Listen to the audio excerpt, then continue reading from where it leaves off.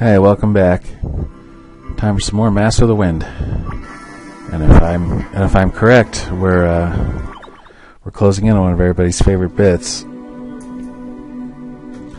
First, I gotta leave town.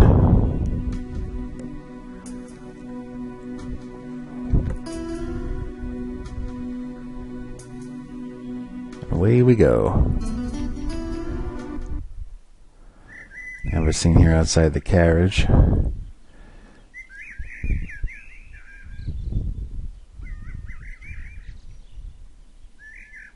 Oh, sorry. I'm just reading the dialogue. Not saying much. But plenty to talk about here. Rhonda's coming over. Her first meeting with Stoics since the incident where he found out she was a necromancer's apprentice.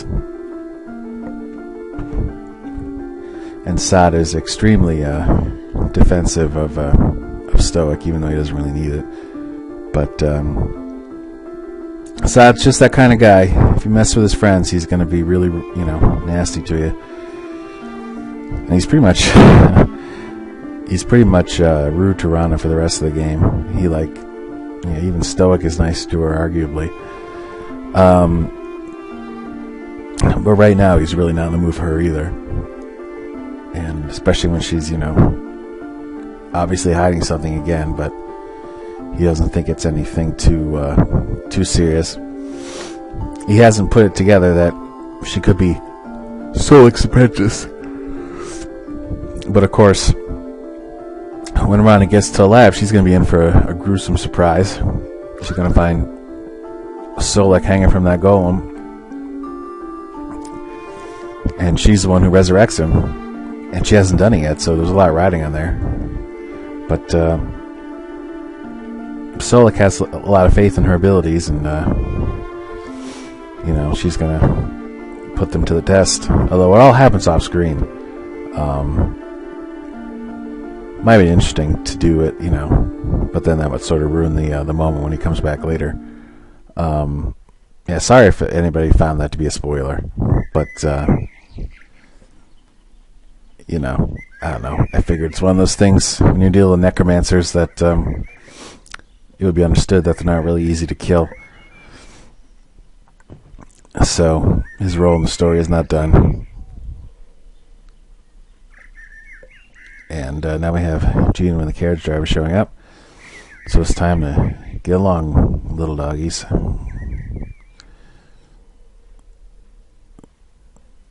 And this is actually if I'm not mistaken, the first official scene in Artagil.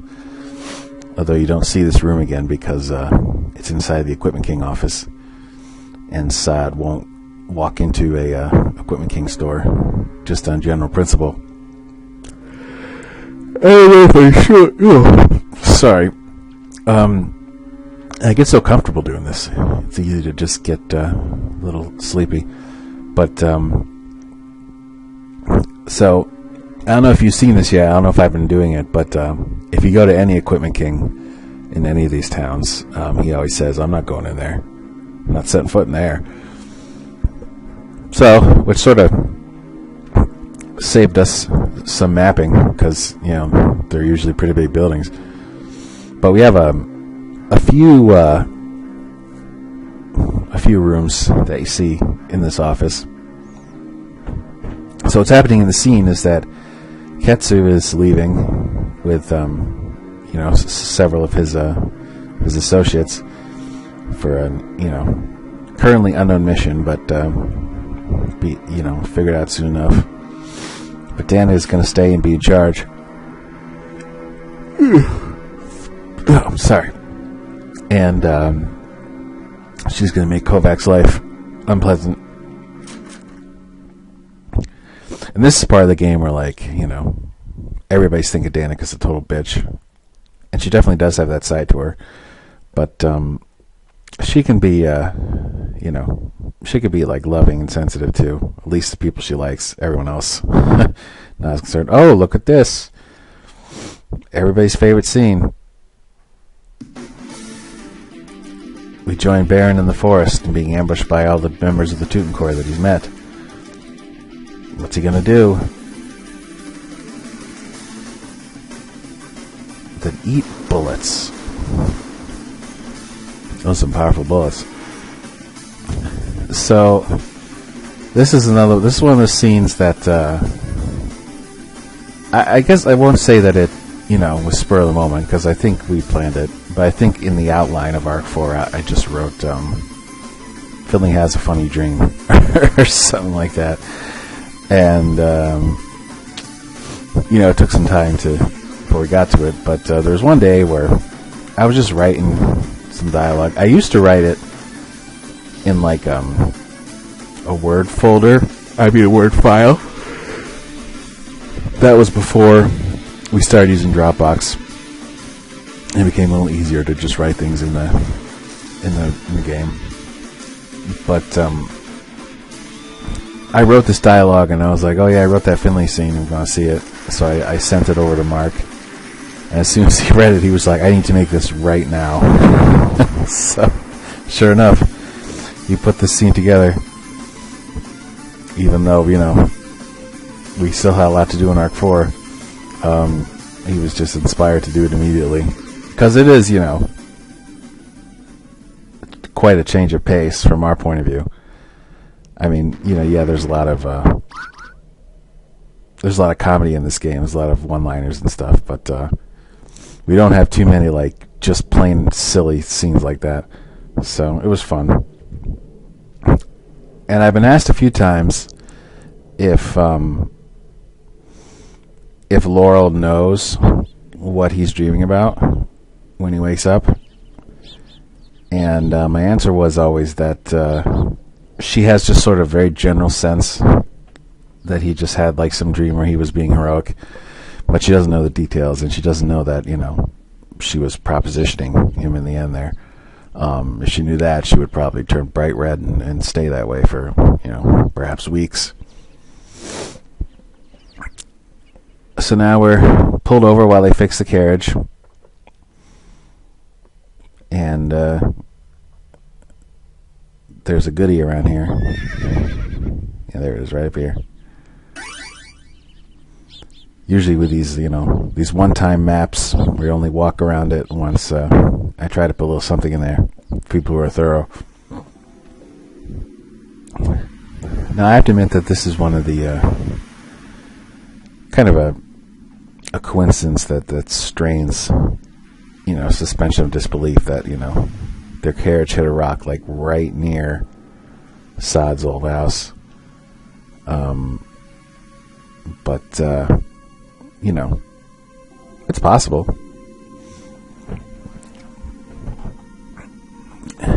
But I just thought this was a good time for something like this.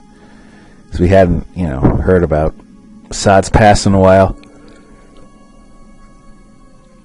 And at this point, it's still kind of not fully known to the player. It's all they got is a sort of very quick summary that he gave to Morius in the Tutankor flashback, and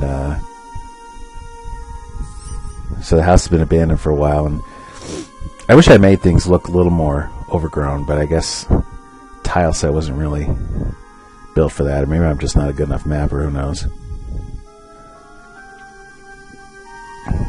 But this is, of course, the graveyard we briefly saw in the flashback,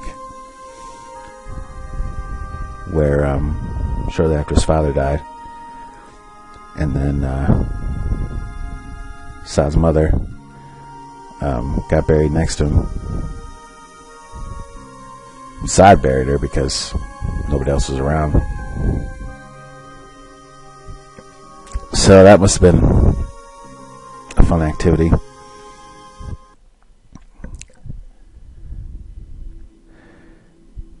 There's nothing else to do. And you can't see it yet, but we do have these little spider webs hanging around the house. So I was glad that that Mark added those. I think he made them, or just found them from some tile set. So they sort of really sold the whole abandoned house thing.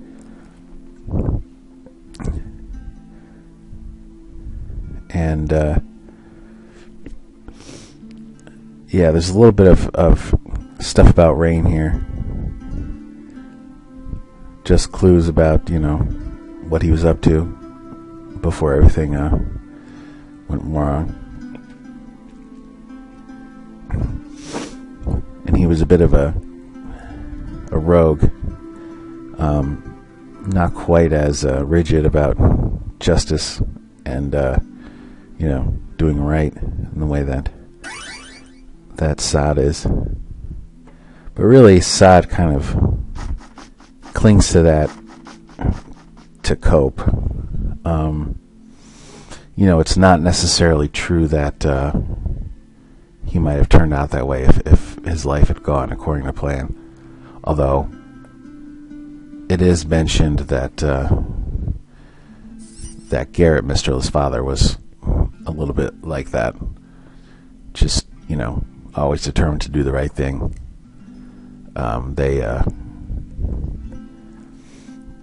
They would, they had a farm, and he would bring a lot of food to, elves who were still displaced as a result of the wars. And I think somebody mentions that later. But Rain is more edgy. And I think, his role as an older brother has something to do with that. I mean, if you're an older brother, you sort of, there's a little bit of extra responsibility on you at times, especially hard times. In my case, I'm an interesting case because I have an older brother, but it's he's from my dad's first marriage, so half brother technically, and he was more or less grown up by the time I was born, so we didn't really grow up together. But my younger brother, we pretty much did. And what I'm getting at is that it kind of makes sense that the older brother would be the one to decide that he had to steal to help keep the family together, or just keep them fed. And I just think that's something that comes up, something that can cross your mind. You just want to kind of protect the younger brother from having to do things that they might regret or they might feel guilty about. And in this scene here, I really like this bit with Finley, and this really actually was kind of spur of the moment, not like the dream.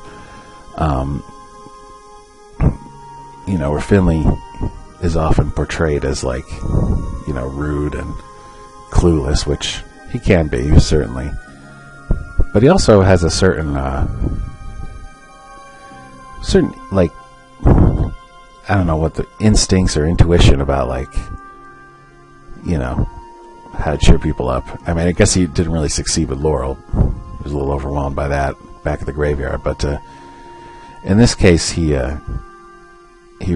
understands that making Saad laugh with a funny story from his youth would help. Instead of just sitting around saying "Boy, it sure sucks that you suffered."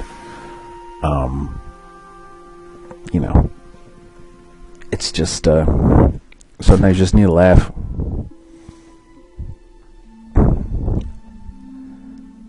I heard this story once about Christopher Reeve.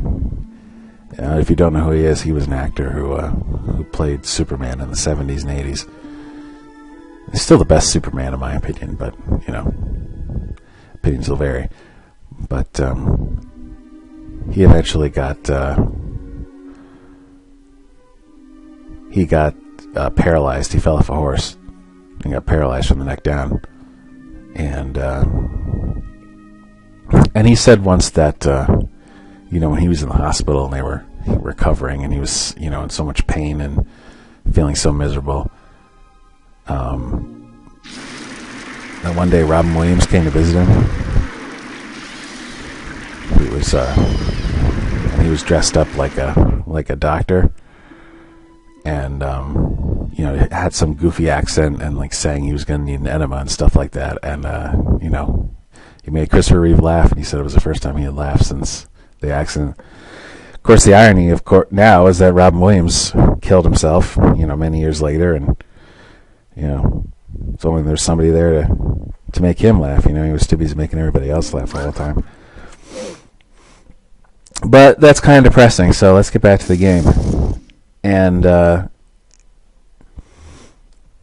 so Danica's on the warpath because Kovac's too busy to be reporting to her all the time like she wants. But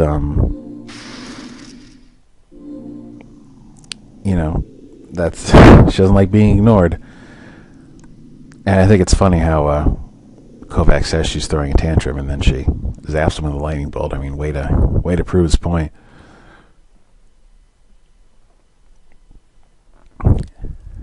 But yeah, she's a bad boss.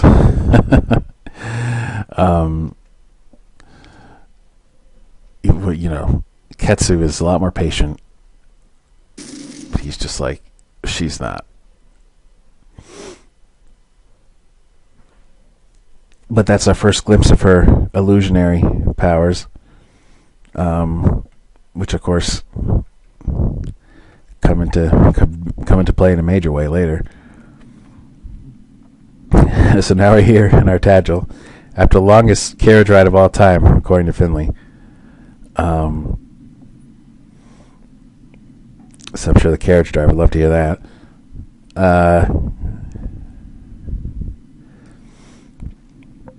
So Gino's going to meet his friend Cassie, who's has a bit more of a role in the plot than these other friends of his that we've been meeting. And Artagel is a pretty fun place. There's a side quest you can do, which I think we'll do next time. I think we'll do a few things in Artagel first before we do that. And I really had a lot of fun with this because there's some other things going on. So when you first get up there, is there any treasure in this map? No, I guess not. So you get like a whole pan of the town because I was eager to show off my map, the map. Though again, it's not the best mapping. There's a lot of empty space. But on the other hand, like, what would you put there really? I've always kind of struggled with that, But anyway, there's a whole bazaar with all these different shops, and that was the part that I really enjoyed. Because, it was so different from all the previous towns. And we also have this mind reading game where we're trying to figure out where Colmarin is by having Laurel read people's minds in town. And it didn't take me long to realize the comic potential of a mechanic like this. Just the chance to hear what an NPC says and then read what they think. And it was just so much. It was just so much fun to come up with this stuff. So we're going to talk to every last NPC,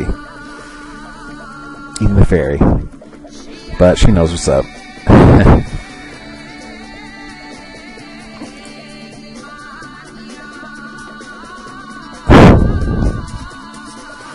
The little boy was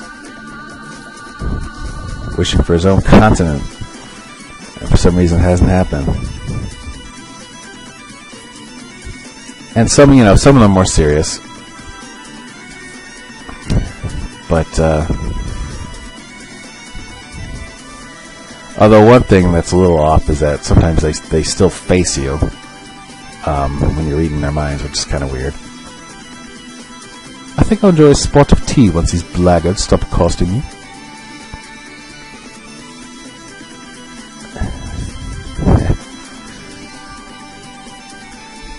Yeah, there's a clue. Fairy headquarters are nearby. We're going to visit. Get your sand. That's got to be an easy business, right? All I got to do is go outside and shovel some sand. And will never run out. But I'm not sure who's buying sand, though. That's the sort of mystery behind that. I mean, I guess, you can use it for a couple things, but I'm not sure why, just have it laying around the house. But hey, I don't know, people buy all sorts of things.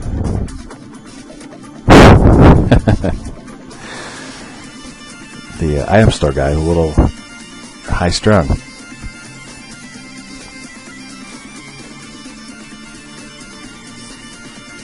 Yep, no chance in hell of setting foot in there.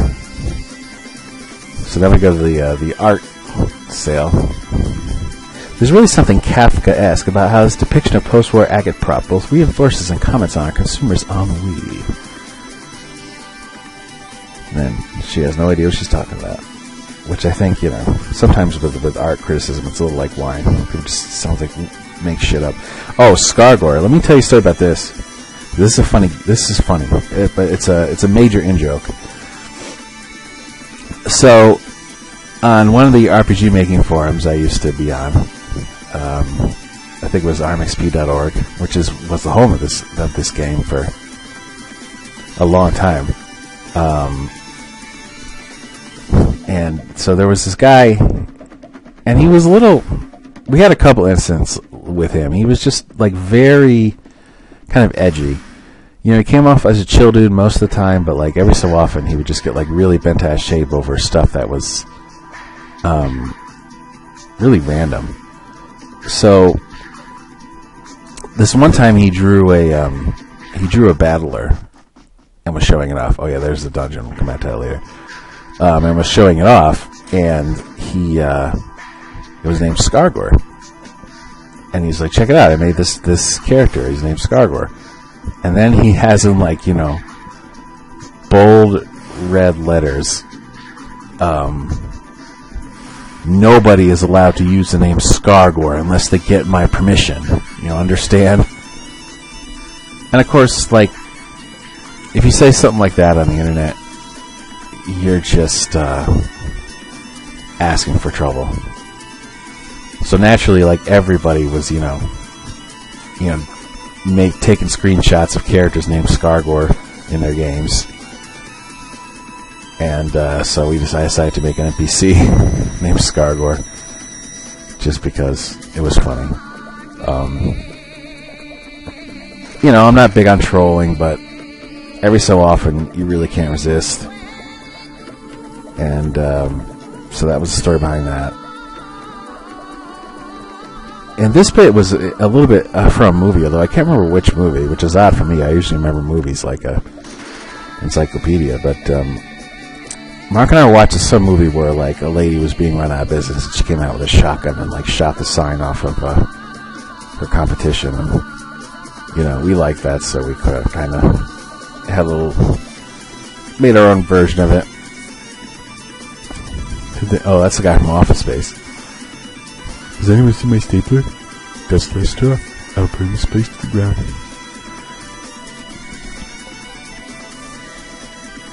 And the clues about Marin are really kind of vague.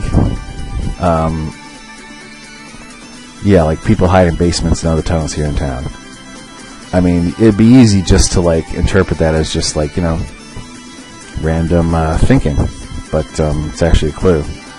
So I don't know. I mean, I don't want to make it too obvious because it's just supposed to be people's thoughts, right? It's not like, you're not like you're going to read somebody's mind. They're going to be like, oh, in case you're wondering, Cole Marin's in Cassie's basement. It's wouldn't work like that. So you would sort of have to, read between the lines of what people are thinking. And now we're running into somebody from Daydream who gives a sense of what's been happening since the disastrous concert in Port Ariana. And Ursula got arrested.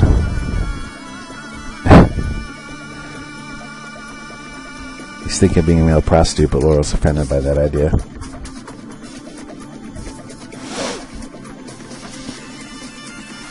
And in case you're wondering, prostitution is legal in Solis, but it wasn't really anything we, went too far into other than the occasional joke. Because it's one of those things like, you know, if you put a brothel in a town, then people are going to say, like, oh, how come I can't use a brothel? And then it was just, you know, it gets a little, I don't know, not the kind of thing we really wanted. Not that we're prudes or anything, it's just, I don't know, kind of silly. And, although, I mean, I think prostitution should be legal just because, like, it's, you know, I know in some countries it is, and those countries don't seem to have, like, any, you know, major difference in crime rate because of it or anything like that. But, oh yeah, this guy's asking for vegetables. Very, you know, if you buy him when he's thinking about it, that's one way to trigger the side quest. So we'll do that. But anyway, like, I think, sugar dates and figs, sugar dates and pistachios. So, okay, so that reference is from Aladdin. So there's a scene in that where, you know, they're walking through town and you hear somebody say, like, sugar dates and figs. So, since I made a bizarre and a sort of pseudo-Arabian town, I figured I'd throw that in. Anyway, back to prostitutes.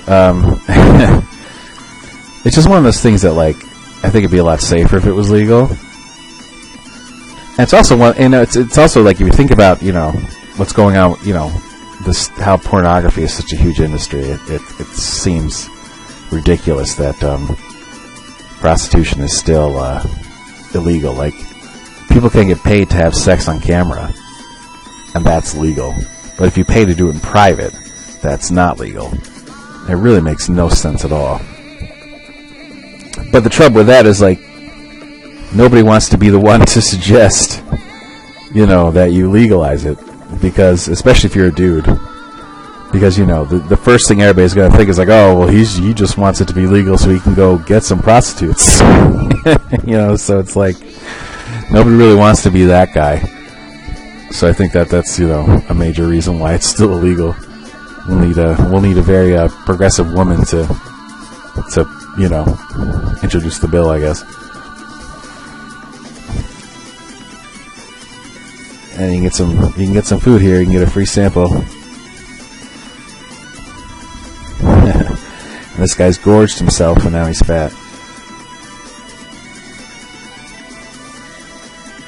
And he goes and cooks a meal for you. Eat it right there, not bad. Do you love your spouse? Prove it with material. Oh, that's what that's for.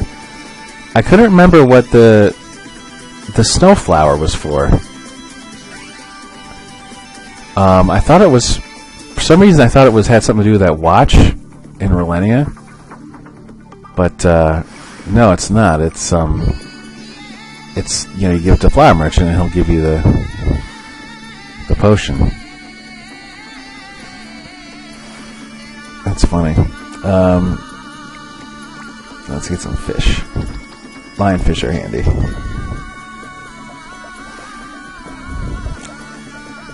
And there's actually a side quest. In the side quest, you know, part of it is buying stuff from the bazaar. And if I remembered what the ingredients were, I would buy it all now. So make things go a little quicker. But I don't. So I'll have to wait till I get to that point. Boy, we're killing a lot of time just doing this. But I can't help it. It's just, I don't know. It's just fun to read everybody's minds. A couple more things to check.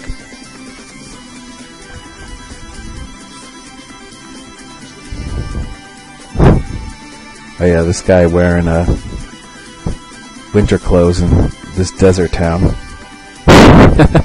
Conniving scum. For some reason nobody told him. Yeah, so then all the clues generally point to Cassie.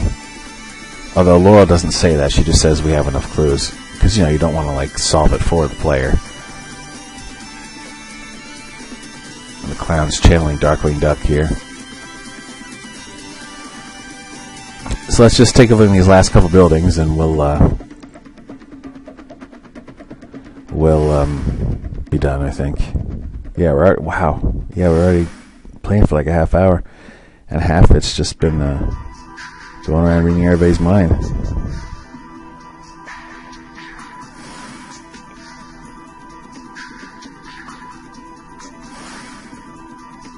I'm skating with a seal. That's a song. It's a song by Sonata Arctica that's all about dreaming. So I borrowed a line for the sleeping guard, because if you're reading his mind while he's asleep, then you must be just like reading something from his dream. And this is Andow's sister, but you don't find that out till later. But I don't know, it was a bit of a... The plot point is a little less effective without the Andow flashback. But I'll talk a bit more about that later. So here's a gag that I had a lot of fun with, which is that the people in this house are like, you know, the most commonly used default characters in RPG Maker XP, and there's always a bit of a stigma on using these characters because it just seems like lazy. But you know, how would that make him feel? That was basically the basis for this joke. Oh, and there's another joke about the RPG Maker community in there that like people would like rip you a new one if you made a map with two beds next to each other. So now Arsh is just pissed that he has to sleep separately from his wife. But I guess that's enough for now. See you guys later. Peace.